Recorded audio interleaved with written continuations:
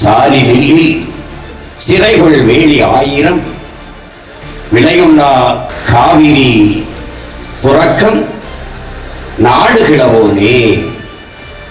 சாலி நெல்லில் சிறைகொள் வேலி 1000 விளைகொண்டா காவிரி புறக்கம் நாடு கிளவோனே. இது யாரு? பொருணையாற்று படையில் நுடக்காம கன்னியார் என்ற ஒரு பாவலன் பாடுறார். இந்த பா இன்றைக்கு கல்லணையிலே இருக்கிற கரிகால் பருவல சோழனின் சிலையின் கீழே கல்வெட்டிலே எழுதி வைக்கப்பட்டிருக்க பாட்டு. எல்லாரும் மன்னர்கள் கரிகாலனை மட்டும் பெரும் வளத்தான் என்று புகழ காரணம் அவன் வேளாண்மைக்கு கொடுத்த முன்னுரிமைதான்.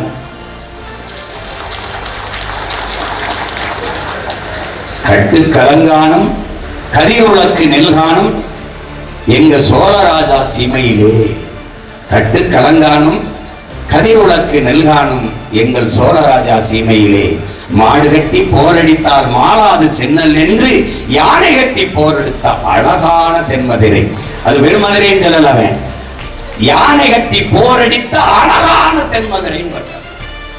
இதெல்லாம் எதுக்கு சொல்லப்படுதுன்னா, எவ்வளவு சிறப்புற வேளாண்மை செய்து வாழ்ந்த ஒரு பெருமக்களின் கூட்டம் கடைசி எங்க வருது? நெஞ்சு பொறுக்குதில்லையே, நினைந்து நினைந்திடவும் வெறுக்குதில்லையே. அதை நினைக்க நினைக்க கோபம் தான் அவர் இல்ல, வெறுக்கலையே.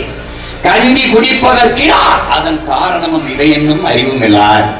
பஞ்சமோ பஞ்சம் என்று தினம் துடிதுடித்து துஞ்சி மடிகின்றாரே, இந்த துயர் துடைக்க அவர் வழி இல்லையான் பாரதி பாடினான்ல.